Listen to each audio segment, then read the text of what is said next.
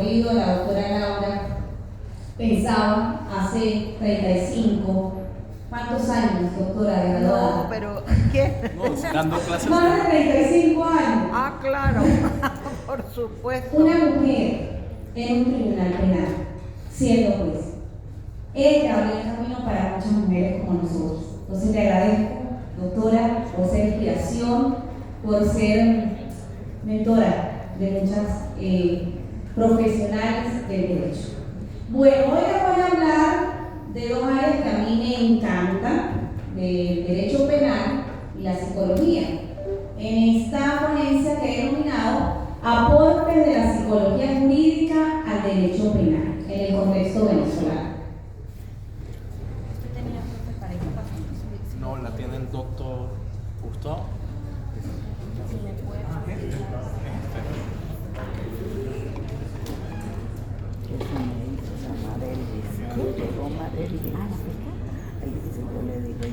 Entonces, todavía la sigo porque no la dejaron. ¿No? Ok.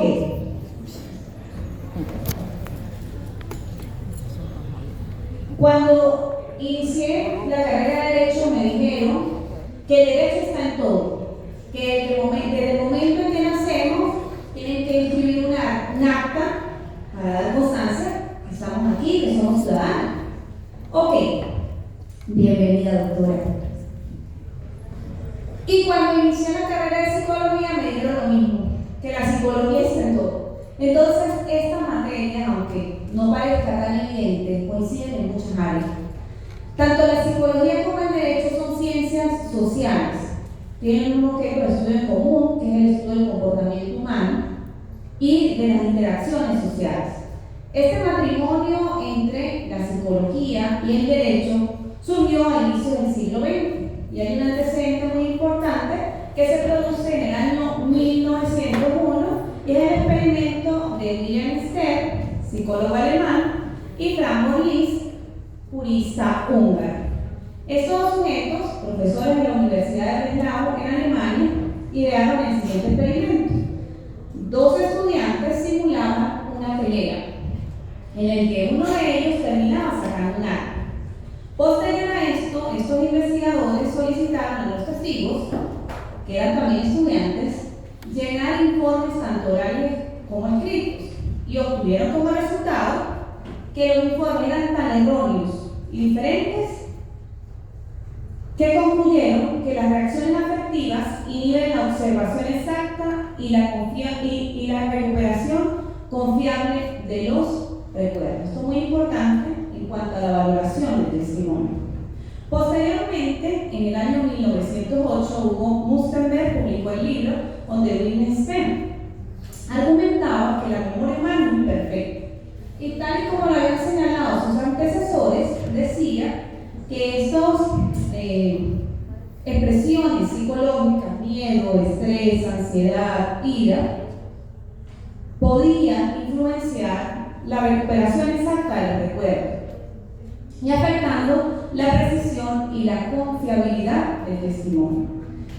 Con este libro se inició verdaderamente el debate de la psicología jurídica. Posteriormente, en la década de los 50, se dan los primeros programas de formación en las universidades, diseñándose las primeras pruebas específicamente para el área forense. Más recientemente se han incluido tipos penales cuya denominación contiene la palabra psicológica. Por ejemplo, la violencia psicológica en la Ley Orgánica sobre el Derecho de la Mujer a una vida libre de violencia, un tipo de violencia de género. También en la LOGNA encontramos una referencia en la responsabilidad de crianza en la prohibición de aplicar violencia psicológica en cuanto a medios de coerción se refiere.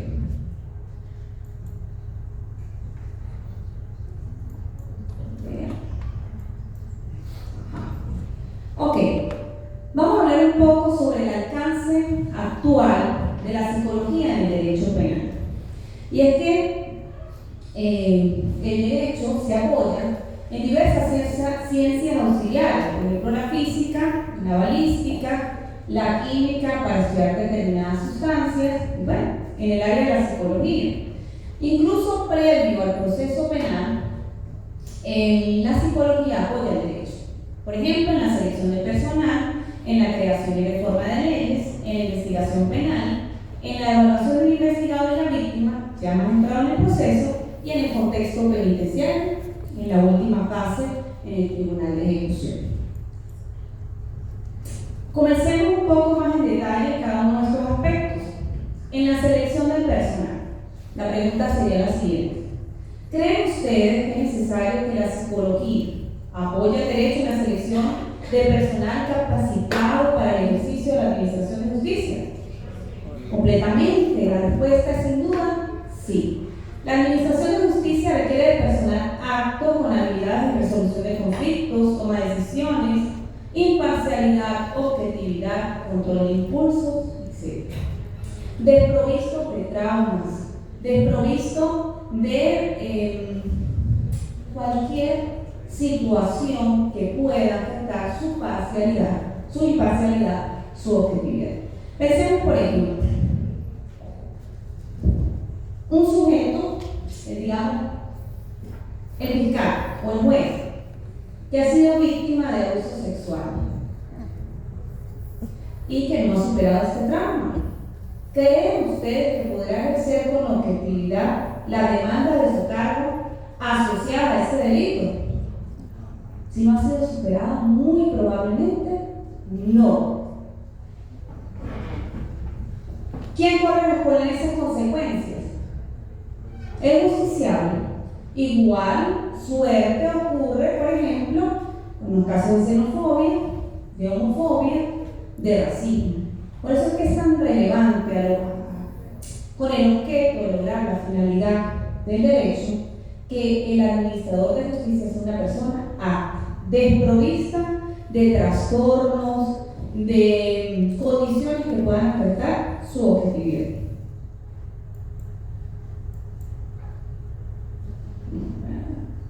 Ok. En la creación y reforma de leyes. También la psicología apoya el derecho, ya que permite explicar los factores que influyen en la delincuencia, permitiendo crear leyes adaptadas a la realidad social. Estudia factores biopsicosociales que apoyan la creación y reforma de leyes. Por ejemplo, en la Ley Orgánica para la Protección del Niño y del Adolescente hubo una reforma en el 2015 en el que se aumentó la responsabilidad penal de 12 a 14 años.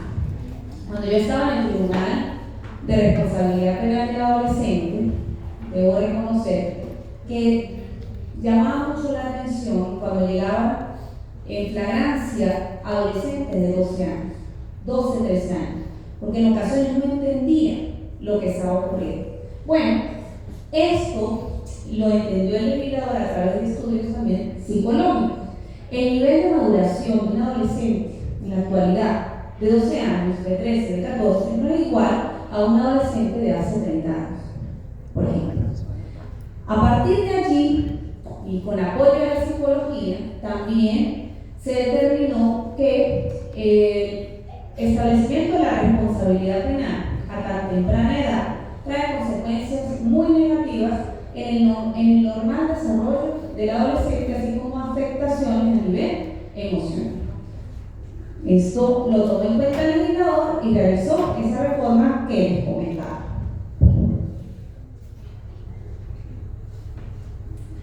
En la investigación penal, aquí la psicología tiene mucho que aportar, pero hoy les voy a presentar dos herramientas: el perfil psicológico y la autopsia psicológica. En el caso del perfil psicológico, imagino que han oído o han visto escena del crimen, ese tipo de series.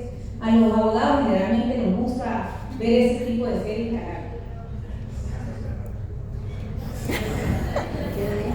Ese no.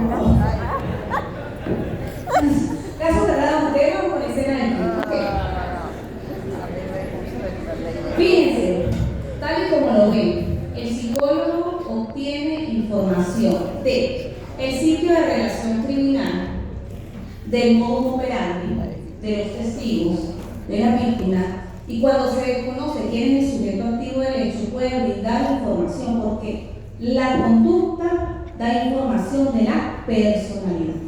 Entonces, a partir de allí, de estos elementos sumados a técnicas psicológicas, puede dar un perfil psicológico del sujeto activo y apoyar a la investigación criminal en la individualización de este delincuente. La autopsia psicológica, tal y como su palabra lo indica. Cuando hablamos de autopsia, ¿hablamos de quién? De una persona que ha fallecido. Ahora bien, ¿cómo concatenamos esto? ¿Cómo le hacemos autopsia? ¿Cómo evaluamos la salud mental de una persona que ya ha fallecido? Está un poquito difícil, ¿verdad? De forma indirecta, es decir, entrando en contacto con familiares, amigos, personas, compañeros de trabajo, y a partir de allí podemos obtener características de la personalidad. ¿Y cómo esto puede ser útil a la investigación? Pensemos, por ejemplo, en una persona que cae de un 9º piso y se tienen dudas en relación a si se trata de un homicidio o de un suicidio. Este es el caso de Fran Suárez, nutricionista puertorriqueño, gurú de las redes sociales. No sé si lo han visto, muy probablemente lo han visto. Lo conocen. Bueno, cuando él fallece, en estas circunstancias, sus seguidores decían: no, esto no puede ser. Esta persona que se ha dedicado a enseñarnos a ser más saludables, a tener una vida o a vivir una vida en mejores condiciones, ¿cómo se va a suicidar? Y se inicia toda una controversia en relación a esto. Decían: imposible, esto no debe ser un suicidio, debe ser un homicidio. ¿Qué hicieron los investigadores? Justamente recurrir a información indirecta con sus familiares, con sus vecinos, con sus amigos.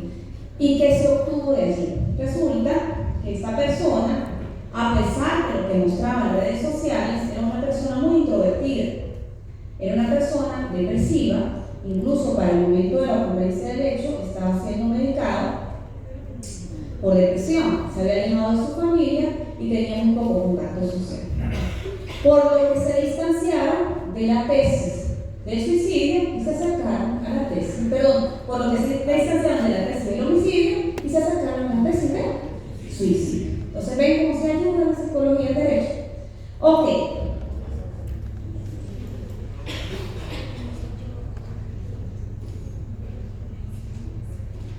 Ahora, en esta área, en la investigación, en la evaluación del investigado.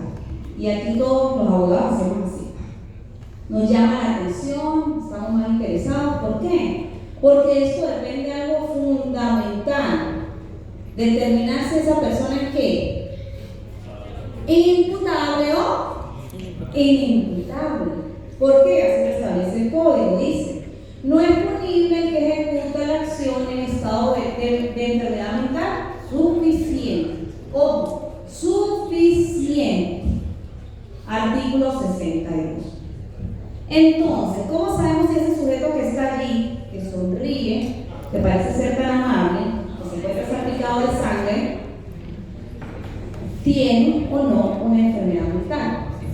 A simple vista es imposible determinarlo, pero existen elementos, medios de test, pruebas que pueden acercarnos a establecer si esta persona goza de perfecta salud mental o si por el contrario tiene algún trastorno. ¿Qué ocurre? Pasa en la vida real. Que esta persona, con el objeto de escapar a la sanción penal, simule que tiene determinados síntomas asociados con un trastorno. Evidentemente, para el juez es muy difícil establecer si esa persona efectivamente tiene una enfermedad mental. ¿Quién lo puede establecer? El experto. ¿A través de qué? De medios específicos creados para determinar si efectivamente existe esa simulación o no. Uno de esos medios es la prueba SIMS, que es el inventario estructurado de simulación de síntomas.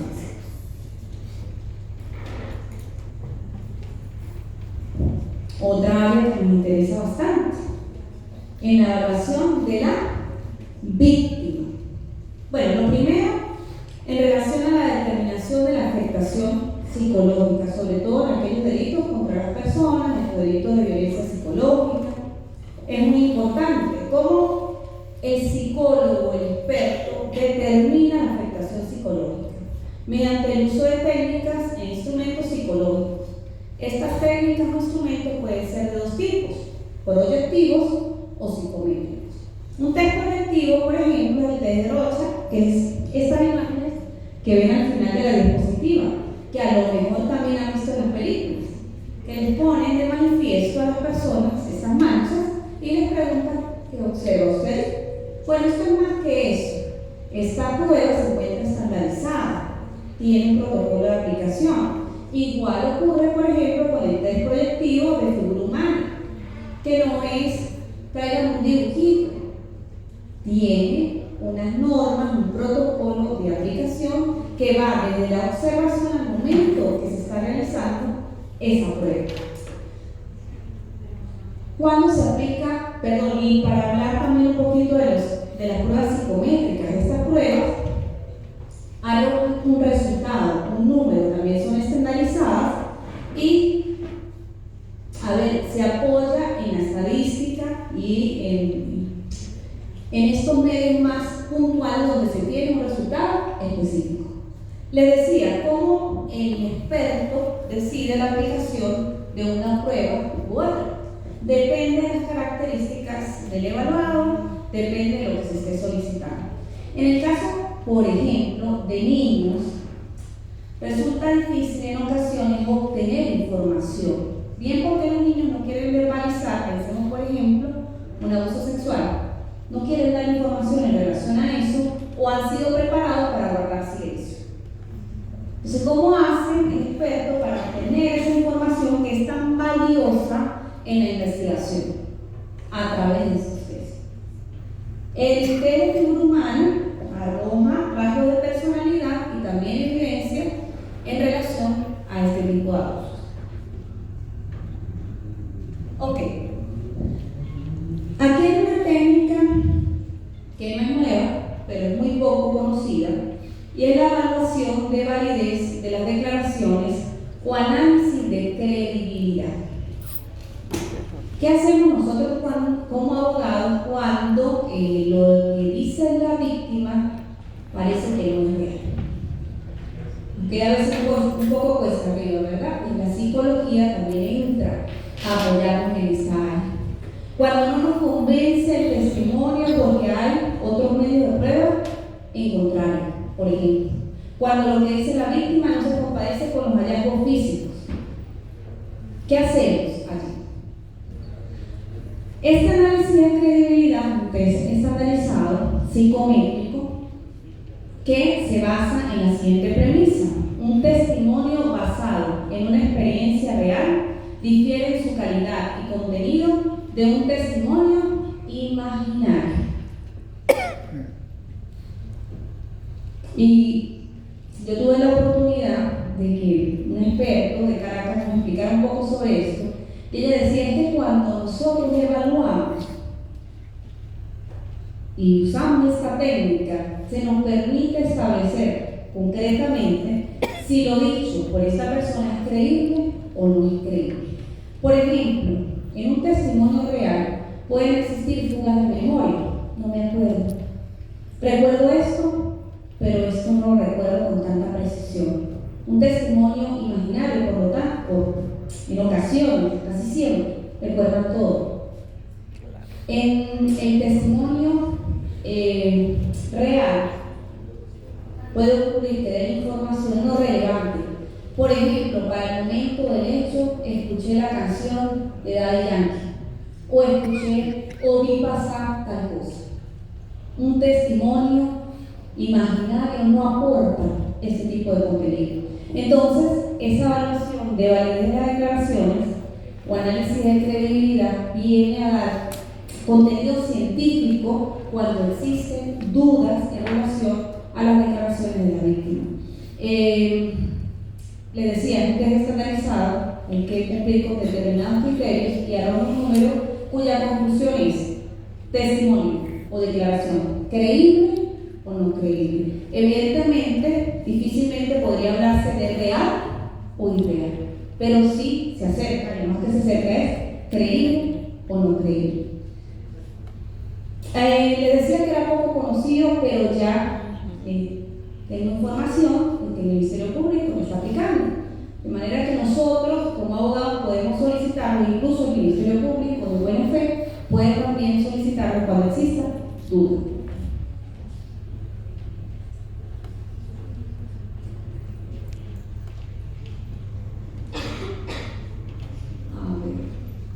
Ok, en el contexto penitenciario, ya en la última fase del proceso penal, también la psicología apoya al derecho en la implementación de programas de rehabilitación. No se trata únicamente de imponer una pena y depositar ya a una persona. El propósito del derecho es que esa persona salga mejor de lo que ha llegado, es decir, que sea rehabilitada, que se cumpla o no. Lastimosamente, el objetivo real del derecho es que la persona salga rehabilitada. Y en la evaluación del penado, con el propósito de obtener beneficios en esta fase del proceso, en esta última fase. Como por ejemplo, si existe pronóstico o no de reinserción social.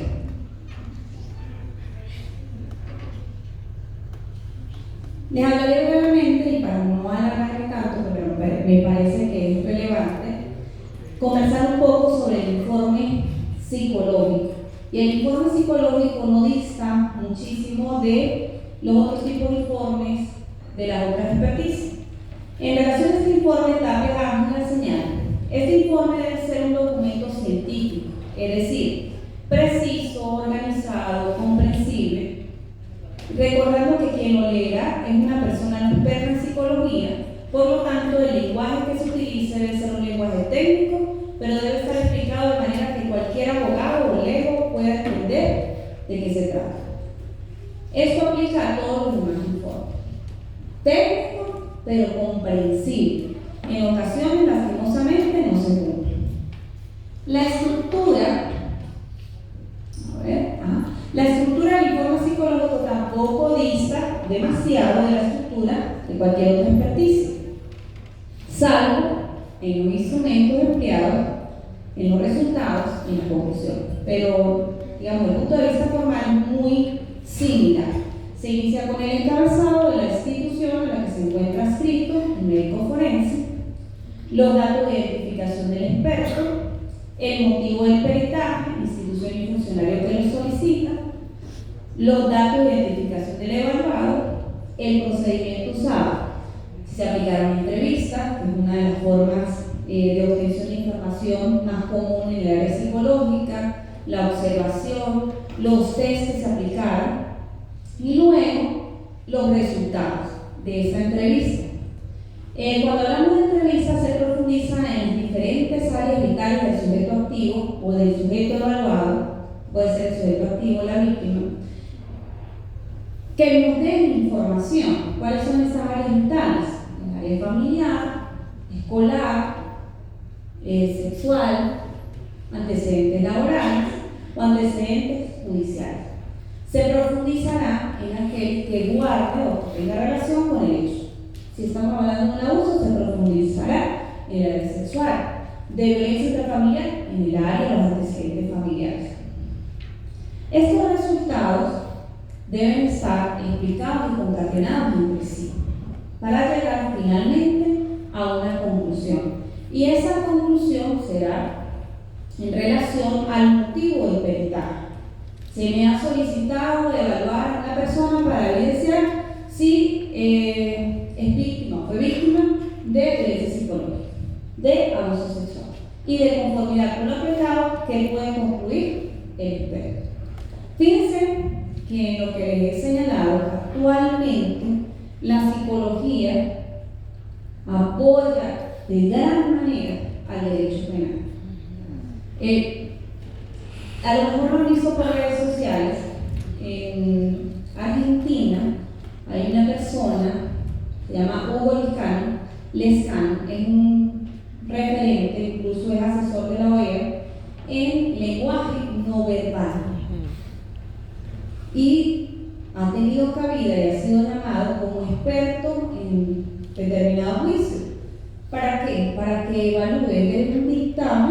sobre la veracidad de los testimonios a partir del lenguaje no verbal. Resulta, y es la premisa de la que parte, que el cuerpo no miente. Y se han codificado todos nuestros movimientos para determinar si a partir de lo que usted dice o lo que usted dice verbalmente coincide con su lenguaje no verbal. Y así seguramente van a seguir apareciendo nuevas técnicas asociadas a la psicología que apoyen el derecho. De manera que como abogados estamos convocados a apropiarnos esta información, sin ser técnicos específicamente en el área psicológica, pero sí interesados en la psicología forense, porque va a permitir que ejerzamos nuestra profesión con mayor responsabilidad, con mayor conocimiento. Bueno, agradecido